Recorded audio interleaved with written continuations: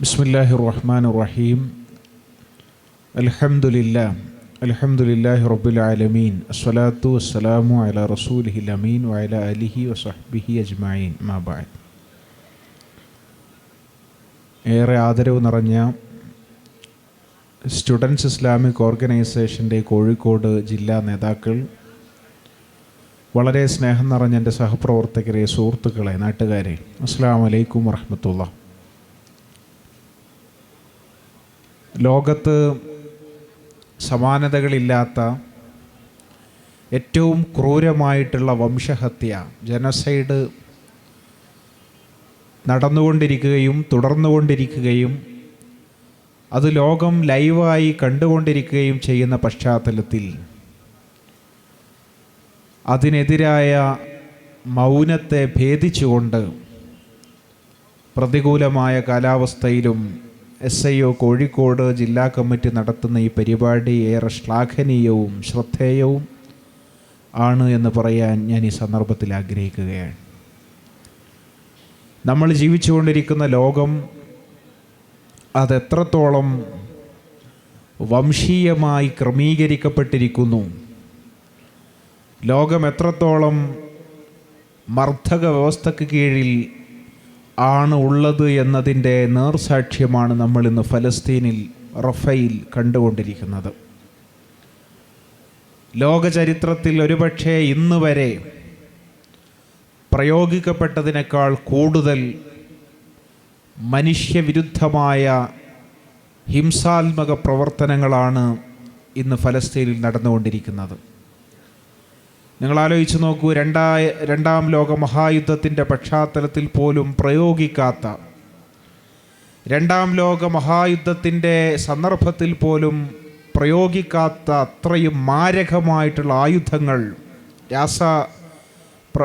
ആയുധങ്ങളടക്കം, ജൈവ ആയുധങ്ങളടക്കം ഇന്ന് ഫലസ്തീനിൽ പ്രയോഗിക്കപ്പെട്ടുകൊണ്ടിരിക്കുകയാണ്. ശാസ്ത്രവും സാങ്കേതിക വിദ്യയും മനുഷ്യനെ പുരോഗതിയിലേക്കും മനുഷ്യ ജീവിതത്തെ കൂടുതൽ എളുപ്പത്തിലേക്കും എത്തിക്കാനാണ് എന്ന് നമ്മൾ പറയുമ്പോഴും ശാസ്ത്രവും പുരോഗതിയും ശാസ്ത്രവും സാങ്കേതിക വിദ്യയും എത്രത്തോളം അധികാരത്തിൻ്റെയും വംശീയ ബോധത്തിനും വേണ്ടി പ്രവർത്തിച്ചു കൊണ്ടിരിക്കുന്നു എന്നത് നമ്മൾ ഇന്ന് ലോകത്ത് കണ്ടുകൊണ്ടിരിക്കുകയാണ്. നിങ്ങൾ ആലോചിച്ച് നോക്കൂ, ലോകത്ത് ഇതുവരെ ഇങ്ങനെ ഒരു വയലൻസ് നടന്നിട്ടുണ്ടാവുകയില്ല എന്ന് പറയാൻ നമുക്ക് കഴിയും. കാരണം അത്രയും ശാസ്ത്രീയവും സാങ്കേതിക വിദ്യയുടെയും അടിസ്ഥാനത്തിലാണ് ഈ ആക്രമണവും ജനസൈഡും നടന്നുകൊണ്ടിരിക്കുന്നത് എന്ന് കാണാൻ നമുക്ക് കഴിയും.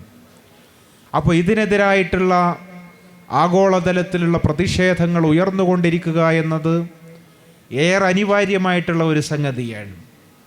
ഞാൻ ആലോചിക്കുകയായിരുന്നു, മഹാനായ എഡ്വേർഡ് സയ്യിദ് കൊളംബിയ യൂണിവേഴ്സിറ്റിയിൽ ഫലസ്തീനിയൻ കോസിനെ കുറിച്ച് എഴുതുന്ന സന്ദർഭത്തിൽ ഫലസ്തീൻ പ്രശ്നത്തെക്കുറിച്ച് 1970-കളിൽ എഡ്വേർഡ് സയ്യിദ് എന്ന് പറയുന്ന ലോകം കണ്ട ഏറ്റവും പ്രശസ്തനായ ചിന്തകരിൽ ഒരാളായ എഡ്വേർഡ് സയ്യിദ് എഴുതുന്ന പശ്ചാത്തലത്തിൽ കൊളംബിയ യൂണിവേഴ്സിറ്റിയിൽ നിന്ന് ബഹിഷ്കരണവും പുറത്താക്കൽ ഭീഷണിയും നേരിട്ട എഡ്വേർഡ് സയ്യിദിനെ ഇന്ന് നമ്മൾ ഓർക്കുമ്പോൾ അതേ കൊളംബിയ യൂണിവേഴ്സിറ്റിയിലും അമേരിക്കയിലെയും യൂറോപ്പിലെയും യൂണിവേഴ്സിറ്റികളിൽ നമ്മൾ ഇന്ന് കണ്ടുകൊണ്ടിരിക്കുന്നത് ഫലസ്തീന് വേണ്ടിയുള്ള എൻകാംപ്മെൻറ്റ് പ്രൊട്ടസ്റ്റുകളാണ്.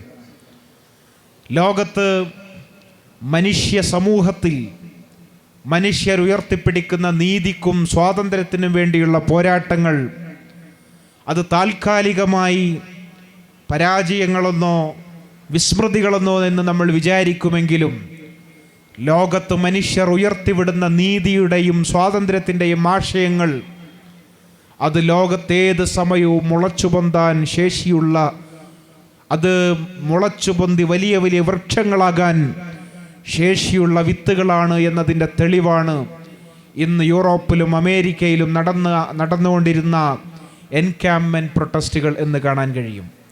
നിങ്ങൾ ആലോചിച്ച് നോക്ക്, എഡ്വേർഡ് സയ്യിദ് അത് പറയുന്ന കാലത്ത് എഡ്വേർഡ് സയ്യിദ് ബഹിഷ്കൃതനായിരുന്നു. എഡ്വേർഡ് സയ്യിദിന് വധഭീഷണി അടക്കം നേരിടേണ്ടി വന്നിട്ടുണ്ടായിരുന്നു.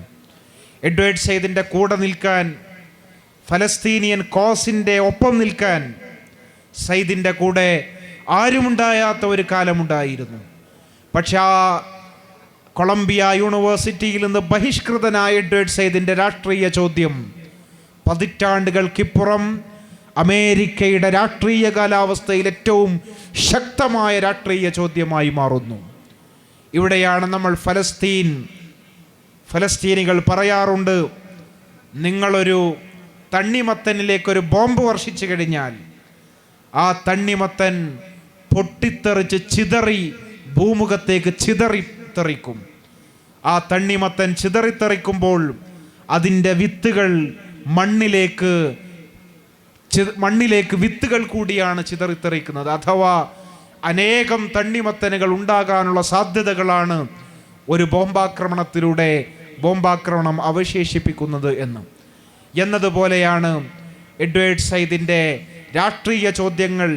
അത് തകർക്കാൻ വേണ്ടി ശ്രമിച്ചപ്പോൾ, അതിനെ ഇല്ലാതാക്കാൻ വേണ്ടി ശ്രമിച്ചപ്പോൾ, ഫലസ്തീനിലെ വീടുകളിലേക്കും ഫലസ്തീനികളിലേക്കും ബോംബാക്രമണങ്ങൾ ചെയ്തപ്പോൾ അത് ഫലസ്തീനിയൻ റെസിസ്റ്റൻസിൻ്റെ അടയാളമായ തണ്ണിമത്തനെ പോലെ ചിതറിത്തെറിച്ച് അനേകായിരം രാഷ്ട്രീയ ചോദ്യങ്ങൾക്ക് ഗർഭം ധരിക്കുകയും അതിനെ വീണ്ടും വീണ്ടും പ്രസവിച്ചുകൊണ്ടിരിക്കുകയും ചെയ്യുന്ന ലോകത്തെ ഏറ്റവും മനോഹരമായ കാഴ്ച കൂടിയാണ് ഫലസ്തീനിൽ കണ്ടുകൊണ്ടിരിക്കുന്നത് എന്ന് പറയാൻ നമുക്കാവും.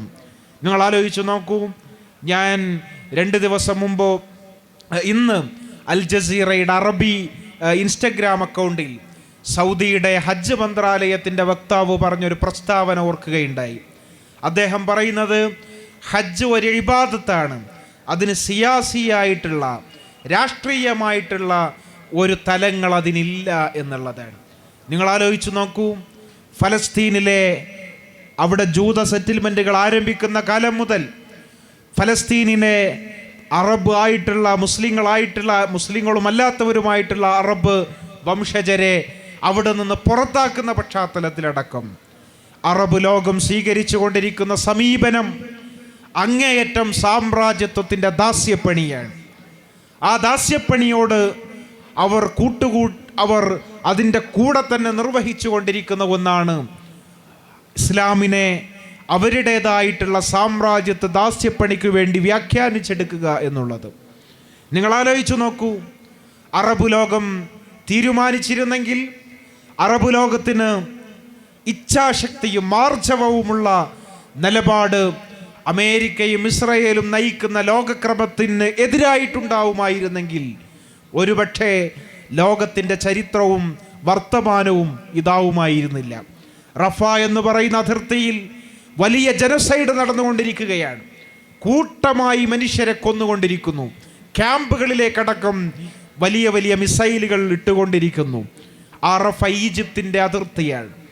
ആ ഈജിപ്തിന് എന്തുകൊണ്ട് ഈ പ്രശ്നത്തിൽ ഫലസ്തീൻ അനുകൂലമായ ശക്തമായ നിലപാടെടുക്കാൻ കഴിയുന്നില്ല, മിഡിൽ ഈസ്റ്റിലെ രാജ്യങ്ങൾക്ക് എടുക്കാൻ കഴിയുന്നില്ല എന്ന ചോദ്യത്തിന് സാമ്രാജ്യത്വത്തിനെതിരായ അമേരിക്കയുടെയും ഇസ്രായേലിൻ്റെയും ലോക പദ്ധതികൾക്കെതിരായ രാഷ്ട്രീയമായ സമീപനം ഇവർക്കില്ല എന്നതാണ് അതിൻ്റെ ഉത്തരം.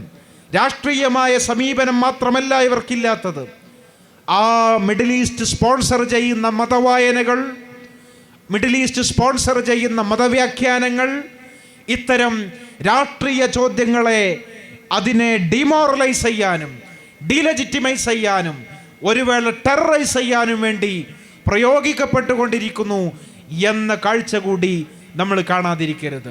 നിങ്ങൾ ആലോചിച്ചു നോക്കൂ, ഈ മുസ്ലിം ലോകത്തെ ഇത്തരത്തിലുള്ള ഉലമ എന്നറിയപ്പെടുന്ന പണ്ഡിതർ എന്ന് സ്വയം വിളിക്കുന്ന ഈ സാമ്രാജ്യത്വത്തിൻ്റെ ദാസ്യപ്പണി ചെയ്തുകൊണ്ടിരിക്കുന്നവർക്ക് എന്താണ് പണി എന്ന് നിങ്ങൾ ആലോചിക്കേണ്ടതാണ്. നിങ്ങൾ ആലോചിച്ചു നോക്കൂ, മതത്തിൻ്റെ പേരിൽ ഇവർ പറഞ്ഞുകൊണ്ടിരിക്കുന്നത്, മതത്തിൻ്റെ പേരിൽ അതിൻ്റെ ഫിഖ്ഹിയായ കാര്യങ്ങളെക്കുറിച്ച് ഊതിവീർപ്പിക്കുകയും അതിനെ നിരന്തരമായി പറഞ്ഞുകൊണ്ടിരിക്കുകയും ചെയ്യുന്ന സൗദി അടക്കമുള്ള രാജ്യങ്ങൾ സ്പോൺസർ ചെയ്യുന്ന മതവ്യാഖ്യാനങ്ങൾ നമുക്ക് കാണാൻ കഴിയും. പക്ഷെ എന്തുകൊണ്ടാണ് ഫലസ്തീൻ ഉൾപ്പെടെയുള്ള പ്രദേശങ്ങളിൽ സാമ്രാജ്യത്വത്തിൻ്റെ ക്രൂരമായ നരഹത്യകൾക്ക് വിധേയമാക്കപ്പെട്ടുകൊണ്ടിരിക്കുന്ന മനുഷ്യരോട് ഐക്യപ്പെടുന്ന ഇസ്ലാമിൻ്റെ ആത്മീയ ദർശനത്തെക്കുറിച്ച് പറയാൻ ലോകത്തെ ഈ സാമ്രാജ്യത്വത്തിനെതിരെ നിൽക്കാൻ ഈ ലോകത്തെ ഉലമാക്കൾക്ക് സാധിക്കാത്തത് എന്നത് നിർണായകമായ ചോദ്യമാണ് എന്ന് ഞാൻ വിചാരിക്കുകയാണ്. ഉലമ എന്ന് പറഞ്ഞാൽ മതം എന്ന് പറയുന്ന ഈ സാമ്രാജ്യത്വത്തിൻ്റെയും അധികാര താല്പര്യങ്ങൾക്കും എതിരെ രാഷ്ട്രീയ ചോദ്യം ഉന്നയിക്കാൻ ശേഷിയോ ശക്തിയോ സ്കോപ്പോ ഇല്ലാത്ത ഒന്നായി മതത്തെ ദുർവ്യാഖ്യാനം ചെയ്യുന്നതിൽ ഇത്തരത്തിലുള്ള സലഫി വായനകൾക്ക്, പ്രത്യേകിച്ച് മിഡിൽ ഈസ്റ്റിൻ്റെ രാഷ്ട്രീയ താല്പര്യങ്ങൾക്ക് വേണ്ടി, ജിയോ പൊളിറ്റിക്സിന് വേണ്ടി വ്യാഖ്യാനിച്ചെടുക്കുന്ന മതവായനകൾക്ക് പങ്കുണ്ട് എന്ന കാര്യം വിസ്മരിച്ചുകൂടാ എന്ന് പറയാൻ ഞാൻ ഈ സന്ദർഭത്തിൽ ആഗ്രഹിക്കുകയാണ്. ഞാൻ ഓർക്കുന്നു ഡോക്ടർ യൂസുഫുൽ ഖറളാവി റഹിമഹുല്ല ഫലസ്തീനിൻ്റെ മണ്ണിൽ ബോംബാക്രമണങ്ങൾ നടന്നുകൊണ്ടിരിക്കുന്ന സന്ദർഭത്തിൽ, ഫലസ്തീനിൻ്റെ മണ്ണിൽ മിസൈൽ ആക്രമണങ്ങൾ നടന്നുകൊണ്ടിരിക്കുന്ന സന്ദർഭത്തിൽ അങ്ങ് ഖത്തറിൽ നിന്നുകൊണ്ടും അതുപോലെ തന്നെ തൻ്റെ നാട്ടിൽ നിന്ന് പുറത്താക്കപ്പെട്ടതിന് ശേഷം ഉടനീളം ഫലസ്തീന് വേണ്ടി സംസാരിച്ചു കൊണ്ടിരുന്ന ഡോക്ടർ യൂസുഫുൽ ഖറളാവി റഹിമഹുല്ലയെ പോലെയുള്ള പണ്ഡിതന്മാരെ, ഉലമാക്കളെ ലോകത്തിൻ്റെ ആഗോള മുസ്ലിം സമൂഹം അവരെ വല്ലാതെ മിസ് ചെയ്യുന്നു എന്ന കാര്യം ഞാൻ ഈ സന്ദർഭത്തിൽ ആലോചിക്കാൻ ആഗ്രഹിക്കുകയാണ്. ദുൽഹജ്ജ് വരുന്ന സന്ദർഭമാണ്.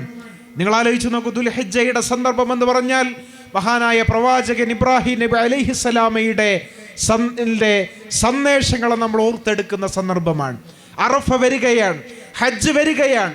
ഹജ്ജിനും ഇബ്രാഹിം നബി അലൈഹിസ്സലാമക്കും അറഫക്കും ഒരു രാഷ്ട്രീയപരമായ സന്ദേശവും നിങ്ങൾക്ക് നൽകാനില്ല എന്ന് സാമ്രാജ്യത്വത്തിൻ്റെ ദാസ്യവേല ചെയ്യുന്ന മതപ്രമാണിമാർ എഴുന്നള്ളിച്ചു കൊണ്ടിരിക്കുമ്പോൾ ഇബ്രാഹിം നബി അലൈഹിസ്സലാമയുടെ സന്ദേശം അത് ഇന്നത്തെ സാമ്രാജ്യത്വങ്ങൾക്കെതിരായ പോരാട്ടത്തിനുള്ള ഊർജദായകമായ സന്ദേശമാണ് എന്ന് നമ്രൂദിനെതിരെ നിലനിൽക്കുന്ന ഇബ്രാഹിം നബി അലൈഹിസ്സലാമയിൽ കാണാൻ വേണ്ടി കഴിയുന്നതാണ്. പലായനം ചെയ്യപ്പെടുന്ന, നാട്ടിൽ നിന്ന് ബഹിഷ്കരിക്കപ്പെടുന്ന ഇബ്രാഹിം നബി അലൈഹിസ്സലാമാണ് മക്കയിൽ പോയി കഅബാലയം പണിയുന്നത് എന്നത് ഇന്നത്തെ സാമ്രാജ്യത്വ വിരുദ്ധ പോരാട്ടങ്ങളുടെ ഊർജസ്രോതസ്സും അതിന് കരുത്തു നൽകാൻ കഴിയുന്ന ദർശനവുമാണ് ഈ പരിശുദ്ധ ഇസ്ലാം എന്ന ആത്മീയവും രാഷ്ട്രീയവുമായ സന്ദേശത്തെ ഈ സന്ദർഭത്തിൽ ഓർത്തെടുക്കാൻ നമുക്ക് കഴിയണം എന്ന് പറയാൻ ഞാൻ ആഗ്രഹിക്കുകയാണ്. ഈ മതവായനകൾ ചെയ്തുകൊണ്ടിരിക്കുന്നത് എന്താണ്? പ്രത്യേകിച്ച് സെപ്റ്റംബർ 11 ശേഷം ലോകത്ത് രൂപപ്പെടുന്ന ഒരുതരം തീവ്ര ഇസ്ലാം, അതിനെതിരെ നിൽക്കുന്ന മിത ഇസ്ലാം എന്ന ഒരു ബൈനറിയിലൂടെ ഇസ്ലാം മുസ്ലിം വായനകളെ ക്രമീകരിക്കാൻ ഈ അമേരിക്ക നേതൃത്വം നൽകുന്ന സാമ്രാജ്യത്വത്തിന് കഴിഞ്ഞിട്ടുണ്ട് എന്ന നഗ്നസത്യം നമ്മൾ തിരിച്ചറിയാതിരിക്കരുത്. നിങ്ങൾ ആലോചിച്ചു നോക്കൂ, ഇസ്ലാം എന്ന് പറഞ്ഞാൽ ഒന്നുകിൽ തീവ്ര ഇസ്ലാം, അല്ലെങ്കിൽ ജിഹാദ് അടക്കമുള്ള രാഷ്ട്രീയ സന്ദേശങ്ങളില്ലാത്ത മിതമായ ഇസ്ലാം എന്നുള്ള ക്രമീകരണം വരുത്താൻ ലോകത്ത് സെപ്റ്റംബർ 11 അനന്തരം അമേരിക്കക്ക് കഴിഞ്ഞിട്ടുണ്ട്. അതേ വർഗീകരണങ്ങളുടെ അകത്ത് കയറി നിന്നുകൊണ്ട് ഇന്ന് ലോകത്ത് ഉലമാക്കൾ എന്ന് പറയുന്ന പലരും നിർവഹിച്ചു കൊണ്ടിരിക്കുന്ന കാര്യം, എല്ലാവരെയും കുറിച്ചല്ല ഞാൻ പറയുന്നത്, പലരും നിർവഹിച്ചു കൊണ്ടിരിക്കുന്ന കാര്യം, അവർ വംശീയമായി അധിക്ഷേപിക്കപ്പെടുകയും ആക്രമിക്കപ്പെടുകയും ചെയ്യുന്ന ഈ മുസ്ലിം ജനസാമാന്യത്തെക്കുറിച്ച് ഒരു ചുക്കും അവർക്ക് സംസാരിക്കാനില്ല. മറിച്ച് അവർക്ക് സംസാരിക്കാനുള്ളത് ചരിത്രത്തിൽ നടത്തി മാറ്റിയ കേവലമായിട്ടുള്ള മസ്അല പ്രശ്നങ്ങളാണ്, ഫിഖ്ഹിയായിട്ടുള്ള ചില പ്രശ്നങ്ങളാണ്. അതിന് ഇസ്ലാമിക ലോകത്ത് എത്രയോ ഭിന്നാഭിപ്രായങ്ങളുണ്ട്. ഈ ബോയ്ക്കോട്ടിനെതിരെ പോലും സംസാരിക്കുന്ന അറബ് ഒറിജിനായിട്ടുള്ള പണ്ഡിതന്മാരെ നമുക്ക് കാണാൻ കഴിയും. ഇവരുടെ പ്രശ്നം എന്താണ്? അവർക്കാകെയുള്ള ഒരു പ്രശ്നം അവർക്ക് കൊക്കക്കോള കുടിക്കാൻ കഴിയുന്നില്ല എന്നൊരു പ്രശ്നം മാത്രമാണ്. അല്ലാതെ മുസ്ലിം ജനസാമാന്യത്തിൻ്റെ ജീവൽ പ്രശ്നങ്ങളോട് അഭിസംബോധന ചെയ്യുന്ന രീതിയിൽ സംവദിക്കാനും സംസാരിക്കാനും മുസ്ലിം ലോകത്തെ മതവായനകൾക്ക് സാധിക്കുന്നില്ല എന്നത് നമ്മൾ അനുഭവിക്കുന്ന വലിയൊരു പ്രതിസന്ധിയാണ് എന്ന് ഈ സന്ദർഭത്തിൽ ഓർമ്മപ്പെടുത്താൻ ഞാൻ ആഗ്രഹിക്കുകയാണ്. ഞാൻ അധികം സംസാരിക്കുന്നില്ല. നിങ്ങൾ ആലോചിച്ച് നോക്കി, ഇന്ത്യ രാജ്യം ഗസയിലെയും റഫയിലെയും ഫലസ്തീനികളുടെ ടെന്റുകൾക്ക് മുകളിലേക്ക് വർഷിച്ചുകൊണ്ടിരിക്കുന്ന മിസൈലുകൾ, അതിൻ്റെ ആയുധങ്ങൾ, ഡ്രോണായുധങ്ങൾ നിർമ്മിച്ചുകൊണ്ടിരിക്കുന്ന ഒരു രാജ്യമാണ് ഇന്ത്യ എന്ന് പറയുന്നത്. ഹൈദരാബാദിൽ അംബാനിയുടെ, അദാനിയുടെ നിക്ഷേപമുള്ള കമ്പനിയിൽ റഫേൽ വർഷിക്കാനുള്ള ഇസ്രായേലിൻ്റെ മിസൈലുകൾ നിർമ്മിക്കപ്പെടുന്നുണ്ട് എന്ന് നമ്മൾ മനസ്സിലാക്കണം. ഇന്ത്യ ഇസ്രായേൽ എന്ന് പറയുന്ന സയനിസ്റ്റ് ഭീകര രാഷ്ട്രത്തിന് വേണ്ടി ആയുധം നിർമ്മിച്ച് കച്ചവടം ചെയ്യുന്ന മനുഷ്യത്വ വിരുദ്ധമായിട്ടുള്ള രാഷ്ട്രമായി മാറിക്കൊണ്ടിരിക്കുന്നു എന്ന നഗ്നയാഥാർത്ഥ്യം നമ്മൾ തിരിച്ചറിയണം. അതുകൊണ്ട് തന്നെ ഫലസ്തീന് വേണ്ടിയുള്ള ഐക്യദാർഢ്യങ്ങളും പോരാട്ടങ്ങളും ഈ രാജ്യത്തിൻ്റെ തെരുവീഥികളിൽ ശക്തിപ്പെട്ടുകൊണ്ടേയിരിക്കണം എന്ന് പറയാൻ ഞാൻ ആഗ്രഹിക്കുകയാണ്. സാക്ഷാൽ നരേന്ദ്രമോദി ആയിരുന്നു അതിന് തുടക്കം കുറിച്ചത്. ഇന്ത്യയുടെ പാരമ്പര്യത്തിന് വിരുദ്ധമായി ഇസ്രായേലിനോട് ഐക്യപ്പെട്ടത്. ആ നരേന്ദ്രമോദി ഇന്ന് പ്രതിസന്ധികൾ നേരിട്ടുകൊണ്ടിരിക്കുന്നു. ഒരു ഏകാധിപത്യവും ഒരു സാമ്രാജ്യത്വ സമീപനങ്ങളും ഒരു അധികാര ദുർവിനിയോഗത്തിൻ്റെ ഫാഷിസ്റ്റ് സമീപനങ്ങളും അധികകാലം ലോകത്ത് നിലനിൽക്കുകയില്ല എന്നതിൻ്റെ തെളിവാണ് 2024 ലോക്സഭാ തെരഞ്ഞെടുപ്പിൽ നമ്മൾ കണ്ടത്. ഇസ്രയേലിനെ സപ്പോർട്ട് ചെയ്യുന്ന ഒരു പ്രധാനമന്ത്രി ഇന്ത്യ രാജ്യത്ത് ജനകീയമായ വോട്ടെടുപ്പിൽ വെല്ലുവിളി നേരിട്ടുകൊണ്ടിരിക്കുന്നു എന്നത് തീർച്ചയായും ഫലസ്തീൻ അനുകൂലമായി ചിന്തിക്കുന്നവരെ ആവേശപ്പെടുത്തേണ്ടുന്ന കാര്യമാണ്. നരേന്ദ്രമോദിക്ക് ഇപ്പോൾ നായിഡുവിൻ്റെയും അതുപോലെ തന്നെ നിതീഷ് കുമാറിൻ്റെയും ആ വലിയിൽ നിന്നുകൊണ്ട് മാത്രം കളിക്കാൻ കഴിയുന്നു എന്നത് ഇന്ത്യയെ സംബന്ധിച്ചിടത്തോളം വലിയ രാഷ്ട്രീയ പ്രതീക്ഷയുണ്ടാക്കുന്നതാണ്. അത് കേവലമായിട്ടുള്ള ഒരു പ്രതീക്ഷയല്ല, അത് ഇന്ത്യയുടെ ഫാഷിസത്തിനെതിരായിട്ട് കാമ്പും കരുത്തുമുള്ള ഒരു രാഷ്ട്രീയമുണ്ടെങ്കിൽ അത് ഇന്ത്യയിൽ സാമൂഹ്യനീതിയുടെ രാഷ്ട്രീയം മാത്രമാണ് എന്നാണ് ഈ ലോക്സഭാ തെരഞ്ഞെടുപ്പ് തെളിയിച്ചത് എന്നുകൂടി ഈ സന്ദർഭത്തിൽ പറയാൻ ഞാൻ ആഗ്രഹിക്കുകയാണ്. നിങ്ങൾ ആലോചിച്ച് നോക്കൂ, ചന്ദ്രശേഖർ ആസാദിനെ പോലെയുള്ളവർ ജയിക്കുന്നു എന്ന് മാത്രമല്ല, രാഹുൽ ഗാന്ധി എങ്ങനെയാണ് ഇങ്ങനെ ഒരു ജയത്തിലേക്ക് കോൺഗ്രസിനെ കൊണ്ടുവരാൻ കഴിഞ്ഞത്? ജാതി സെൻസസ് ഉൾപ്പെടെയുള്ള കാര്യങ്ങളിൽ അവർക്ക് സമീപനം സ്വീകരിക്കാൻ കഴിഞ്ഞത് കൊണ്ടാണ്. SP അടക്കമുള്ളവർക്ക് മുസ്ലിം സ്ഥാനാർത്ഥികളെ വലിയ ഭൂരിപക്ഷത്തിൽ വിജയിപ്പിക്കാൻ കഴിയുന്നു. അഥവാ സാമൂഹ്യനീതിയുടെ രാഷ്ട്രീയത്തിന് മാത്രമേ വ്യത്യസ്ത ജനവിഭാഗങ്ങളെയും സമുദായങ്ങളെയും സമൂഹങ്ങളെയും പരിഗണിക്കുകയും ആത്മാഭിമാനത്തെ ആദരിക്കുകയും അവരുടെ അവകാശങ്ങൾ വകവെച്ചു കൊടുക്കുകയും ചെയ്യുന്ന സാമൂഹ്യനീതിയുടെ രാഷ്ട്രീയത്തിന് മാത്രമേ ഇന്ത്യയിൽ ബ്രാഹ്മണികമായിട്ടുള്ള ഹിന്ദുത്വ വംശീയതയെ ചെറുക്കാൻ കഴിയുകയുള്ളൂ എന്ന് തെളിയിക്കപ്പെട്ടിരിക്കുന്നു ഈ ഇലക്ഷനോടുകൂടി.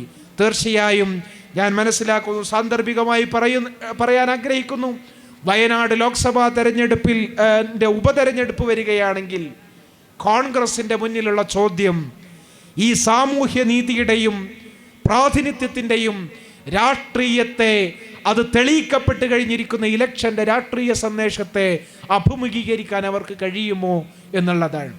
ചുരുക്കി പറഞ്ഞാൽ, വയനാട് ലോക്സഭയിൽ ഉപതെരഞ്ഞെടുപ്പ് വരികയാണെങ്കിൽ ഒരു മുസ്ലിം കാൻഡിഡേറ്റിനെ നിർത്തിക്കൊണ്ട് തങ്ങളെ തെരഞ്ഞെടുപ്പിൽ സപ്പോർട്ട് ചെയ്ത, നിരുപാധിക പിന്തുണ കൊടുത്ത മുസ്ലിം സമുദായത്തിന് ലോക്സഭയിലെ പ്രാതിനിധ്യക്കുറവ് ഉണ്ടായിരിക്കെ അത് പരിഹരിക്കാൻ ഈ ഇലക്ഷൻ്റെ രാഷ്ട്രീയ സന്ദേശം ഉൾക്കൊണ്ടുകൊണ്ട് കഴിയുമോ എന്നതാണ് കോൺഗ്രസിൻ്റെ മുന്നിലെ ഏറ്റവും പ്രധാനപ്പെട്ട രാഷ്ട്രീയ ചോദ്യം. അത് തിരിച്ചറിയാൻ കോൺഗ്രസിന് കഴിയണമെന്നും ഒരു മുസ്ലിം കാൻഡിഡേറ്റിനെ വയനാട് ഉപതെരഞ്ഞെടുപ്പ് വരികയാണെങ്കിൽ നിർത്തിക്കാനുള്ള ആർജവം കോൺഗ്രസ് കാണിക്കണം എന്നും ഈ സന്ദർഭത്തിൽ സാന്ദർഭികമായി സൂചിപ്പിക്കാൻ ഞാൻ ആഗ്രഹിക്കുകയാണ്. രാജ്യത്തൊരു മുസ്ലിമിനെ അപരസ്ഥാനത്ത് നിർത്തിക്കൊണ്ട് നിരന്തരമായി വെറുപ്പുൽപാദിപ്പിക്കാനും ആ മുസ്ലിം വിരുദ്ധ വെറുപ്പുൽപാദനത്തിലൂടെ ഒരു രാഷ്ട്രീയ മൂലധനം ഉൽപ്പാദിപ്പിച്ച് അതിനെ അധികാരത്തിലേക്കുള്ള വഴിയായി കാണാനുമുള്ള കാലം കഴിഞ്ഞിരിക്കുന്നു എന്ന് നരേന്ദ്രമോദിയെ ഈ തെരഞ്ഞെടുപ്പ് പഠിപ്പിച്ചിരിക്കുന്നു. അതുകൊണ്ട് മുസ്ലിം അപരത്വത്തിലൂടെ നിർമ്മിക്കുന്ന വെറുപ്പിലൂടെ പിന്നോട്ട് പോകാൻ രാഷ്ട്രീയ പാർട്ടികൾ അങ്ങനെ പിന്നോട്ട് പോകുമെന്ന് ഭയപ്പെടേണ്ടതില്ലാത്ത വിധം കാര്യങ്ങൾ മുന്നോട്ടാണ് സഞ്ചരിക്കുന്നത് എന്ന് തെരഞ്ഞെടുപ്പ് നമ്മെ പഠിപ്പിക്കുന്നു. ഒരു കാര്യം കൂടി പറഞ്ഞുകൊണ്ട് ഞാൻ അവസാനിപ്പിക്കാം. കേരളത്തിൽ കൺസിസ്റ്റൻ്റായി BJPക്ക് വോട്ട് കൂടുന്നതും ഫലസ്തീൻ പ്രശ്നവും തമ്മിൽ ഏതോ ഒരു ബന്ധമുണ്ട് എന്ന് വിചാരിക്കുന്നയാളാണ് ഞാൻ. കേരളത്തിൽ എങ്ങനെയാണ് കൺസിസ്റ്റൻ്റായി BJPക്ക് വോട്ട് കൂടിയത്? അത് കുറച്ച് കാലമായിട്ടുള്ള വോട്ടാണ്. അത് സുരേഷ് ഗോപിക്ക് ലോക്സഭാ തെരഞ്ഞെടുപ്പിൽ സീറ്റായിട്ട് മാറി.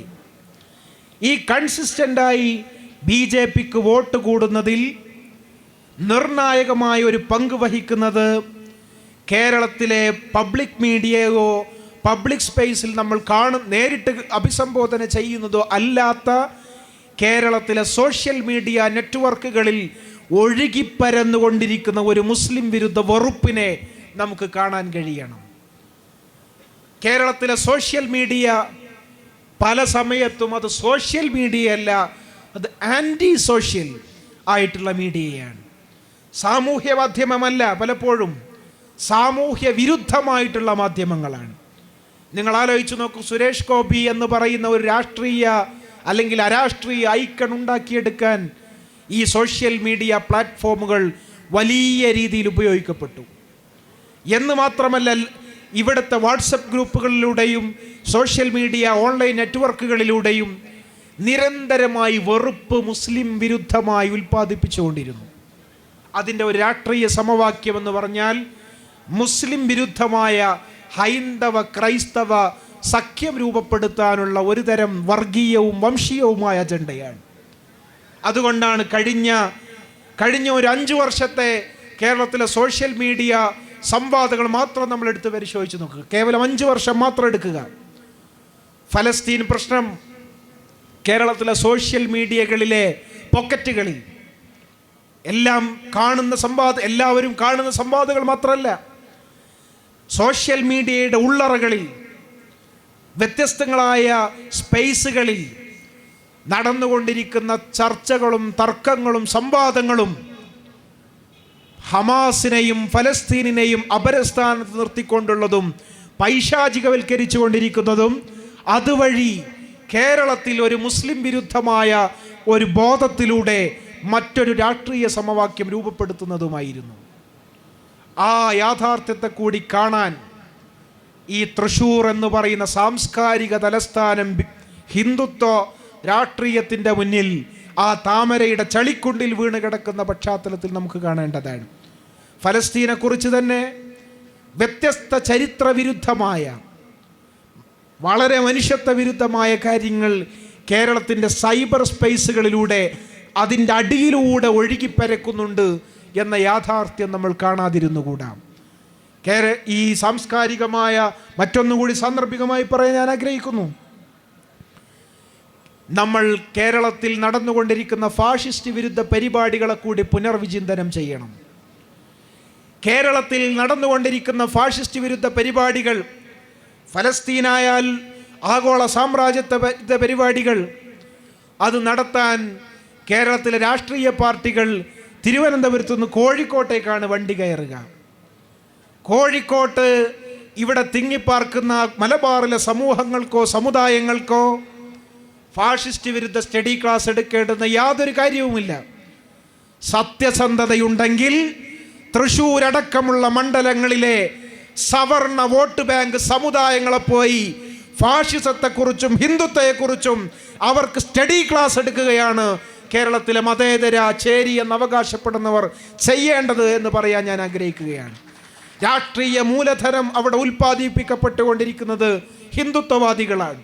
ഈ സവർണ സമുദായങ്ങളെ ഹിന്ദുത്വ വംശീയതയെക്കുറിച്ച് പഠിപ്പിക്കാനും അവരെ തിരുത്തൽ ശക്തിയാകാനും കഴിയാൻ കേരളത്തിലെ മതേതര രാഷ്ട്രീയ പാർട്ടികൾക്ക് ബാധ്യതയുണ്ട് എന്നുകൂടി പറഞ്ഞുകൊണ്ടും ഫലസ്തീൻ ഐക്യദാർഢ്യ പരിപാടിക്ക് എല്ലാവിധ അഭിവാദ്യങ്ങൾ അർപ്പിച്ചുകൊണ്ടും തീർച്ചയായും ഫലസ്തീൻ തീർന്നു പോകുന്ന ഒരു രാഷ്ട്രീയ ചോദ്യമല്ല എന്ന് വീണ്ടും ഒരിക്കൽ കൂടി പറയാൻ ഞാൻ ഈ സന്ദർഭത്തിൽ ആഗ്രഹിക്കുകയാണ്. ഫലസ്തീൻ നിരന്തരം തിരിച്ചു വരും. കാരണം അത് ഖുദ്സിൻ്റെ മണ്ണാണ്. അതിൽ ഇസ്രായേലിന് അധികകാലം നിൽക്കാൻ സാധ്യമല്ല. നിരന്തരമായി അഗൈൻ ആൻഡ് അഗൈൻ തിരിച്ചു വരാൻ പ്രാപ്തിയും ശക്തിയും ശേഷിയുമുള്ള ചോദ്യമാണ് ഫലസ്തീനിൻ്റെ ചോദ്യം. അത് പ്രവാചകന്മാരുടെ മണ്ണാണ്. ഇബ്രാഹിം നബി അലൈഹിസ്സലാമയുടെ മണ്ണാണ്. അതുപോലെ തന്നെ മൂസാ നബി അലൈഹിസ്സലാം സഞ്ചരിച്ച മണ്ണാണ്. അതുപോലെ തന്നെ റസൂലുള്ളാഹി സ്വല്ലല്ലാഹു അലൈഹി വസല്ലം ഇസ്രാ മിഅ്റാജ് യാത്ര ചെയ്ത മണ്ണാണ്. ആ മണ്ണ് അത് ദയനീയതയുടെയും ദുഃഖത്തിൻ്റെയും കണ്ണീരിൻ്റെയും അടയാളമല്ല. അത് ആകാശലോകങ്ങൾക്കപ്പുറത്തേക്ക് പ്രവാചകന്മാരെ പറഞ്ഞയച്ച മണ്ണാണ്. അഥവാ ഇന്ന് നിലനിൽക്കുന്ന പാശ്ചാത്യ വെസ്റ്റേൺ ആയിട്ടുള്ള ലോകഘടനയുടെ പ്രശ്നങ്ങളെക്കുറിച്ച് നിരന്തരം ലോകത്തിന് ഓർമ്മപ്പെടുത്തിക്കൊണ്ടിരിക്കുന്ന മണ്ണാണ്. ഒരു ഷഹാദത്തും ഒരു രക്തസാക്ഷിത്വവും അത് കേവലമായ മരണങ്ങളോ ദുർമരണങ്ങളോ അല്ല. ഓരോ രക്തസാക്ഷിത്വങ്ങളും ലോകത്ത് നിലനിൽക്കുന്ന വ്യവസ്ഥക്കെതിരായ രാഷ്ട്രീയ ചോദ്യങ്ങളാണ്. അഥവാ ഫലസ്തീനിൽ കൊല്ലപ്പെടുന്ന ഓരോ കുഞ്ഞു പൈതലും അമേരിക്കയുടെയും ഇസ്രയേലിൻ്റെയും ലോകഘടനക്കെതിരായ രാഷ്ട്രീയ ചോദ്യങ്ങളാണ്, ഐതിഹാസികമായ രാഷ്ട്രീയ ചോദ്യങ്ങൾ. ആ രാഷ്ട്രീയ ചോദ്യങ്ങൾ ഏറ്റെടുക്കാനുള്ള കരുത്തും കാമ്പും നമുക്കുണ്ടോ എന്നതാണ് പ്രധാനം.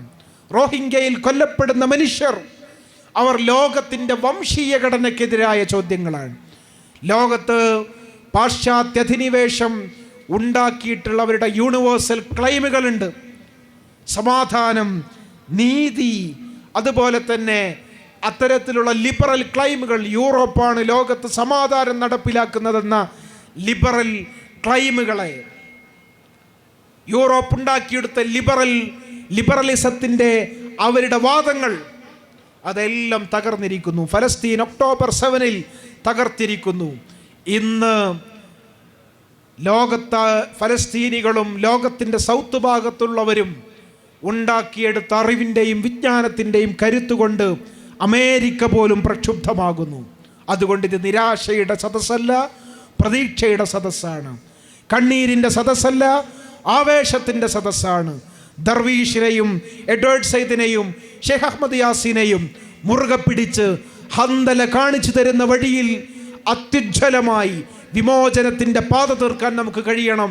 അതിന് അല്ലാഹു നമുക്ക് തൗഫീഖ് നൽകി അനുഗ്രഹിക്കുമാറാകട്ടെ. വാഖിർ ദഅ്വാനാ അൽഹംദുലില്ലാഹി. അസ്സലാമു അലൈക്കും വറഹ്മത്തുള്ളാഹി.